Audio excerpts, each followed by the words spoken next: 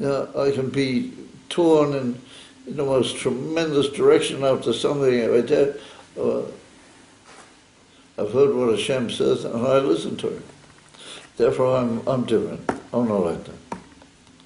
Right, another koya, an amazing koya, which says I'm here, but I'm not. Levi. Yeah, so it's written.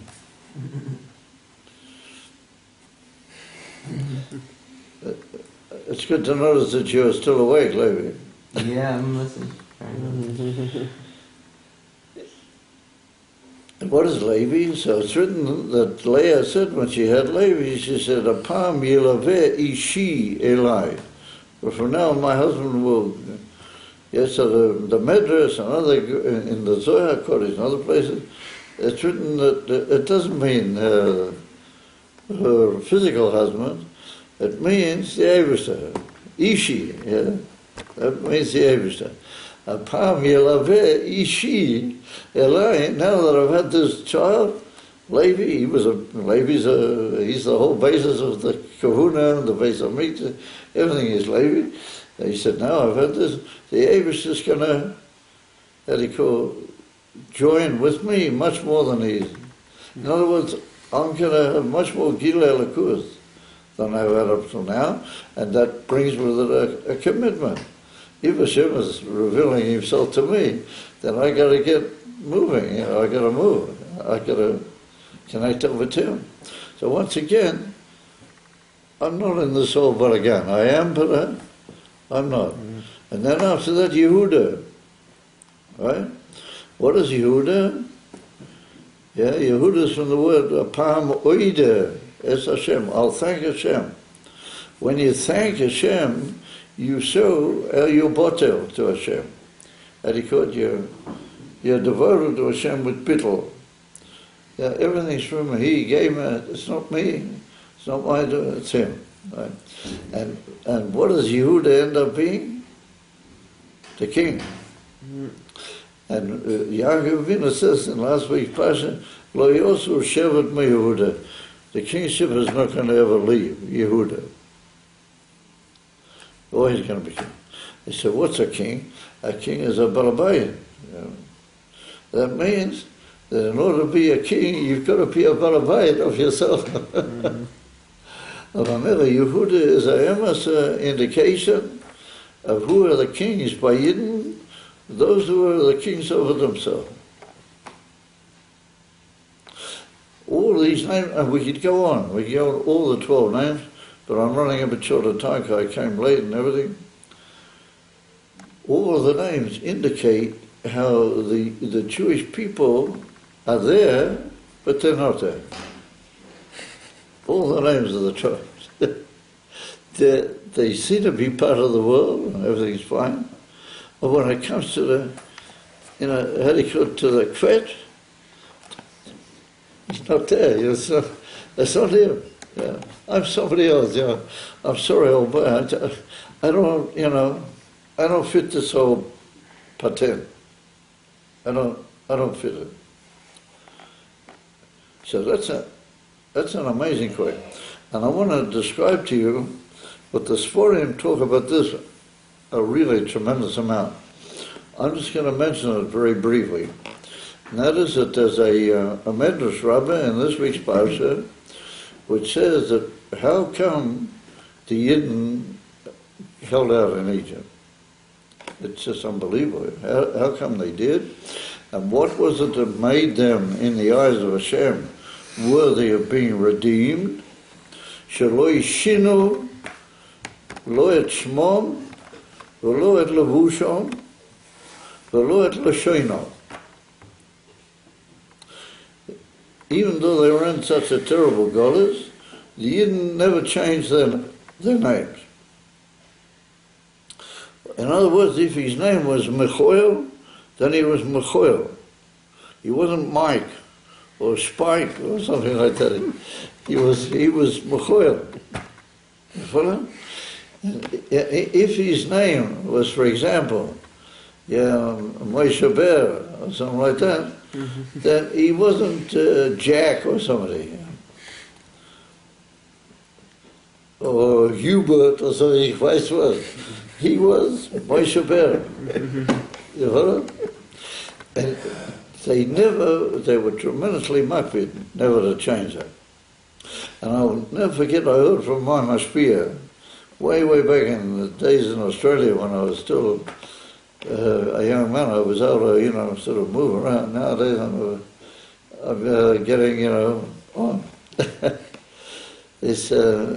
I was once with my mashpia, and we were talking about a very well-known person in the community, and that he had helped in a certain matter that I thought was praiseworthy, and I sort of brought an example of how he'd been very, very positive and helpful, and I mentioned what most people in the community called him this name. I said, this is Henry. So all of a sudden my mashpia looked at me and he said, you must not use that word. He said, you must not call him Henry. So I said, I've heard most people call him Henry.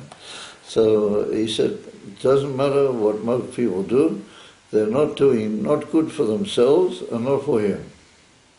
His real name, as I've forgotten what his Hebrew name was, let's say Chaim Yaakov, something like that.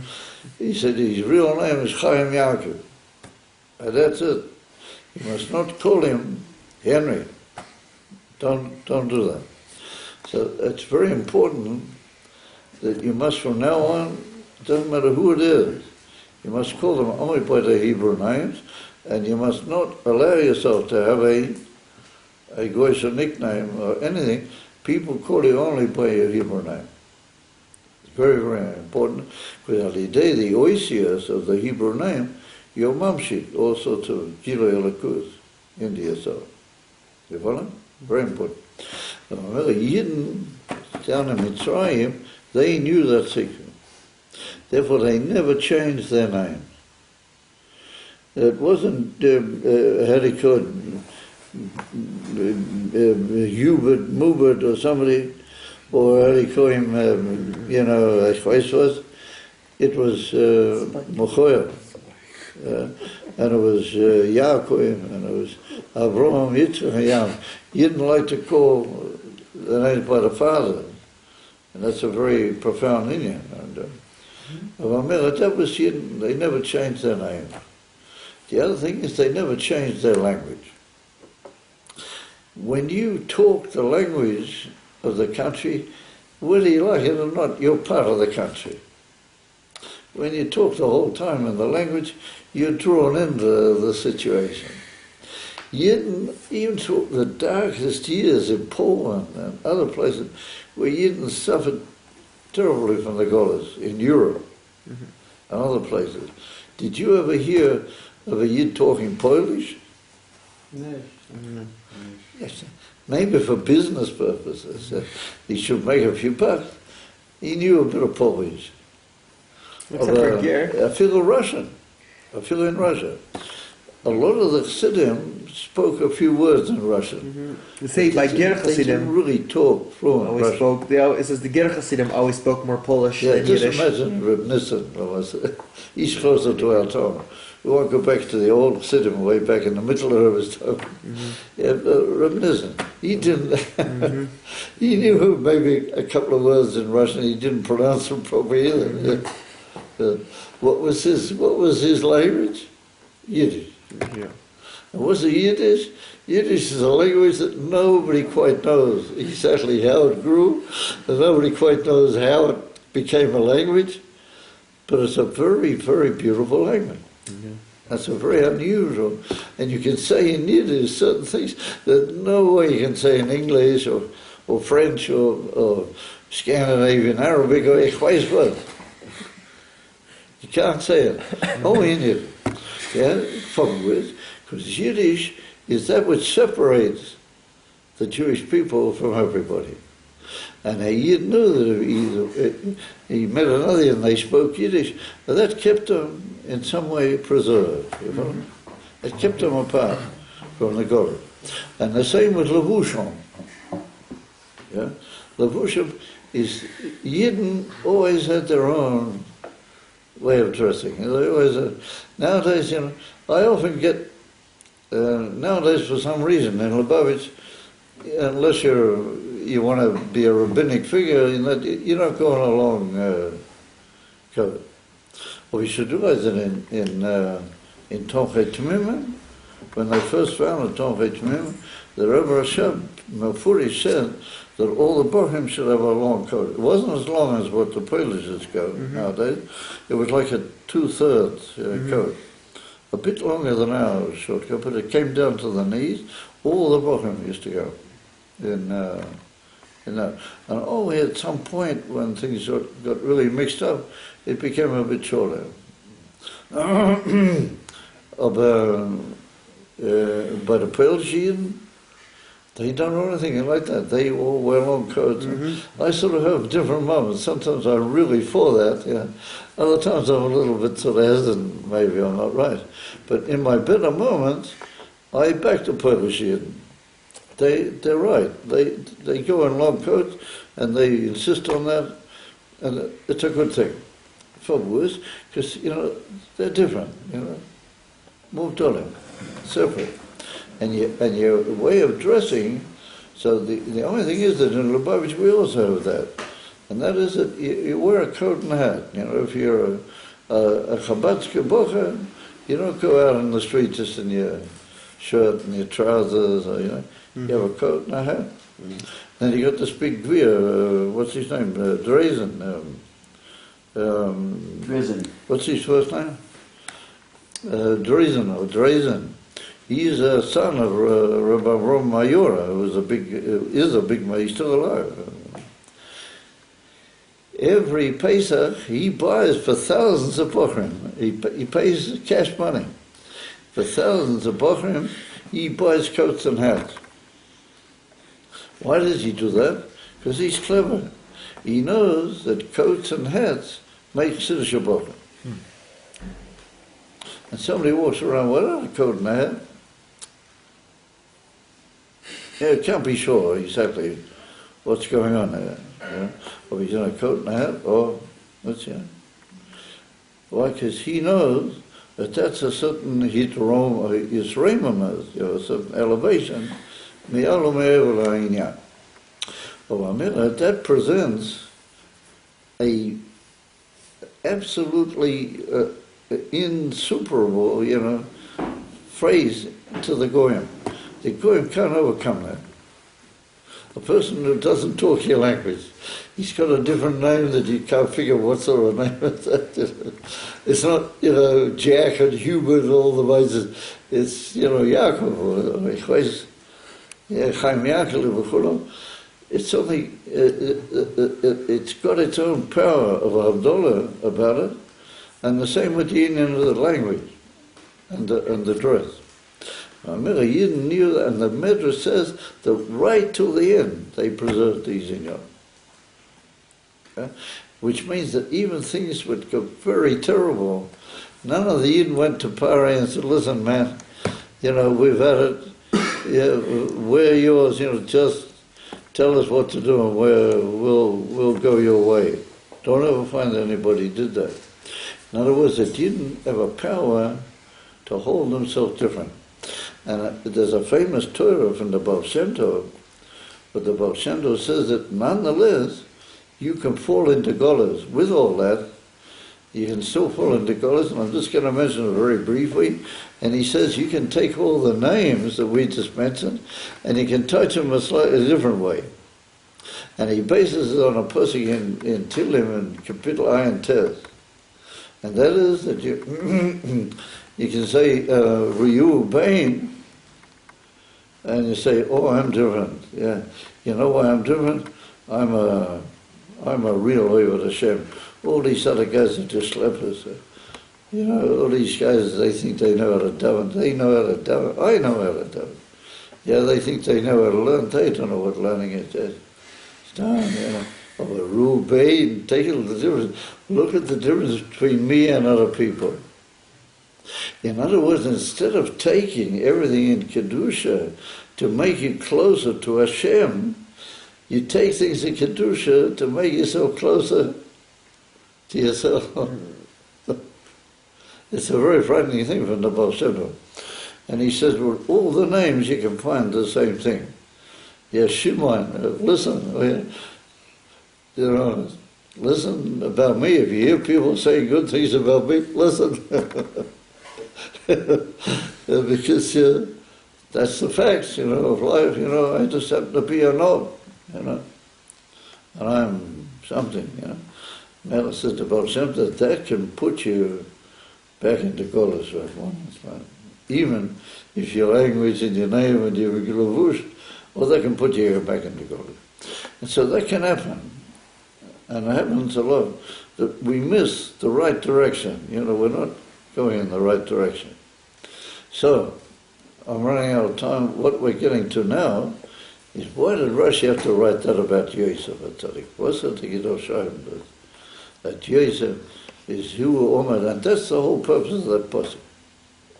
He wants to tell us that who saves you from all that, and who gives you the koyach, even if you're a schlepper, and even if you believe in yourself a bit and everything, nonetheless there's an unbelievable koyach that holds you, and he's not going to let you completely fall into your own silly hand. Who is that? Yes.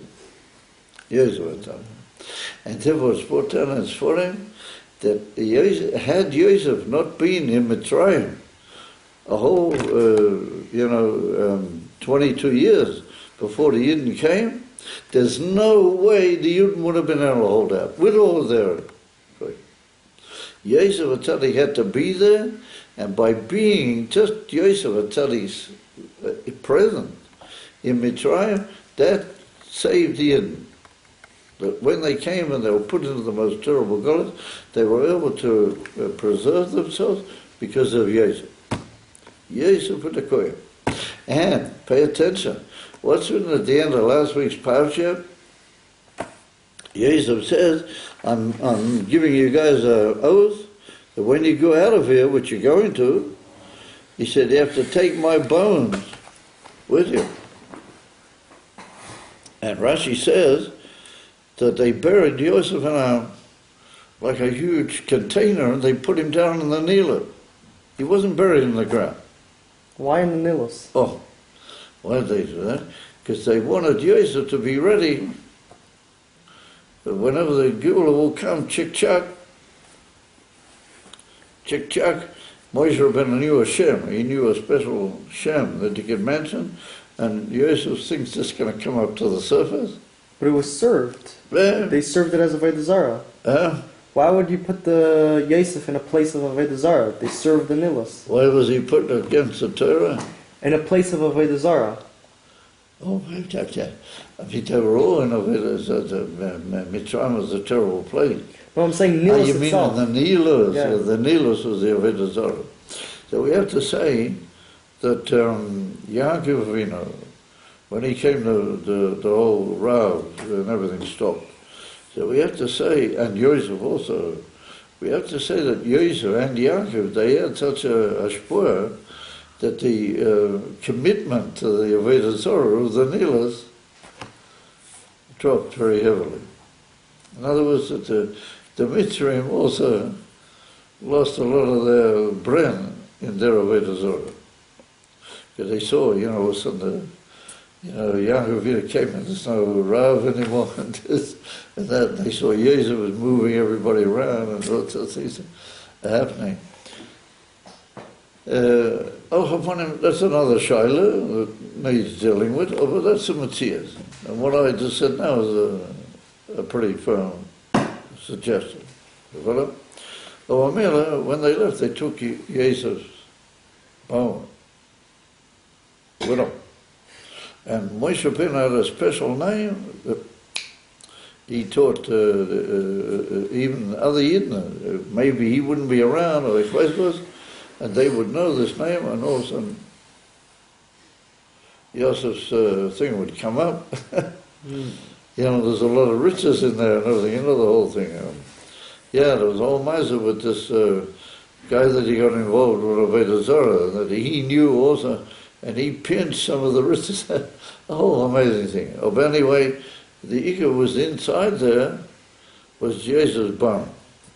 And they had to take, so the Rebbe Marash brings in a minor, it's also brought down by the Rebbe Rashab, but he brings it a bit different. And the Rebbe Marash says the word, how do you call for bones, in Hebrew is atzomet. Atzomet. Atzmois Yosef. The word atzomes is the same oisius as the word atmos. In other words, that they had to have, and your bones are very important to your whole atmos. And they're like an expression of your atmos. Ochavei, if your bones are not so good. And Mamela, Atzmois Yosef, they had to have the bones of Yosef. They had to have Yosef's Atzmos had to be with him. And the Rebbe Marash adds, he said, had they not had that, there's no way that they could have gone in the midbar like they did. Just to walk out into the midbar chapter. And within 50 days, they're already standing on Sinai, Har Sinai, and they're getting the Torah. Therefore, it's brought down that was all in Yosef's koyach. All in Yosef's koyach. He gave that koyach, but he had to sort of be with him. It wasn't enough just to say, oh yeah, we had a great man called Yosef, but he had to be, his bones had to be with him. They had to have him along. And it's written that there's no way they would have held out after the Gezeres of Meraglim 40 years. They didn't just trade around in the midbar 40 years. Nonetheless, a new generation comes up. We're going into 40 years in the desert, you know, people are passing away. You know. So this is a person. You know. Nonetheless, it's written at all in Yosef's koyach. The fact that Atzmos Yosef was with him.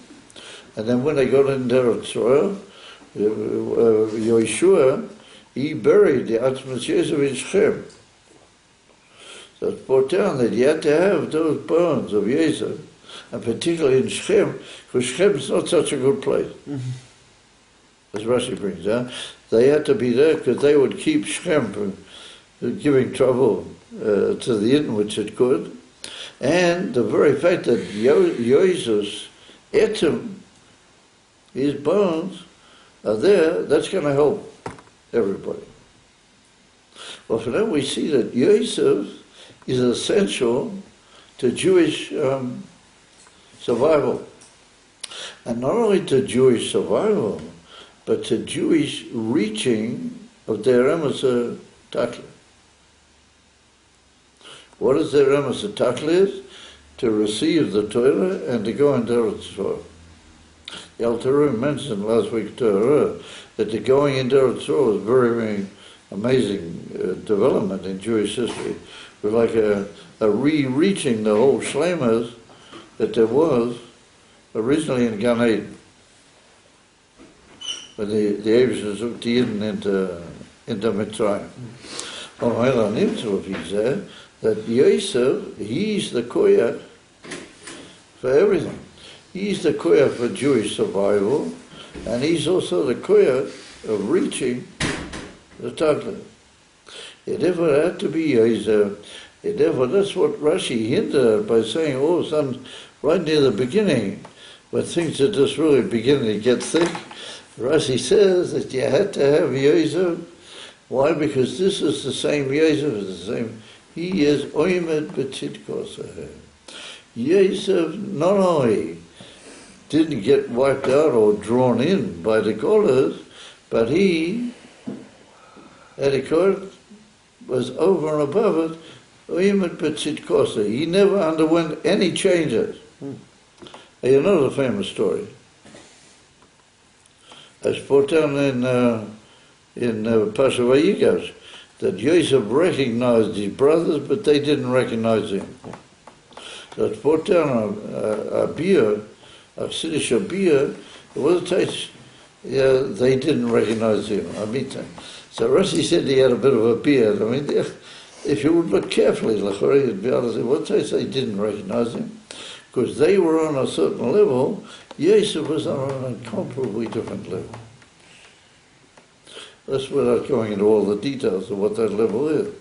Even on a somebody who's completely, incomparably on a different, how do you call it, landline altogether, you don't recognize him.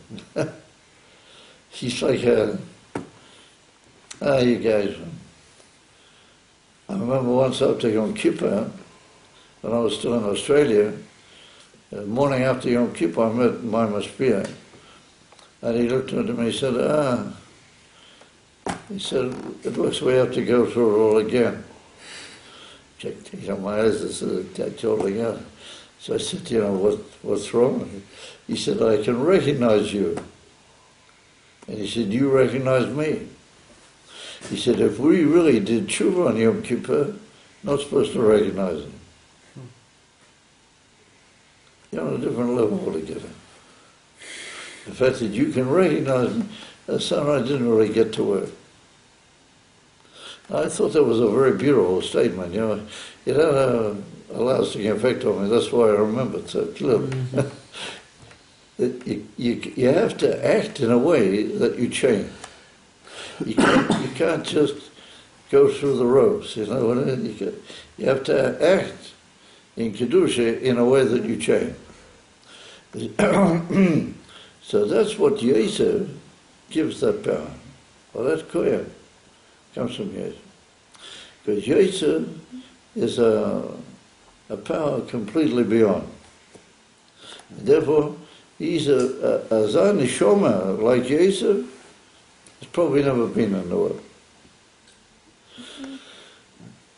Well, yeah, maybe we can correct that.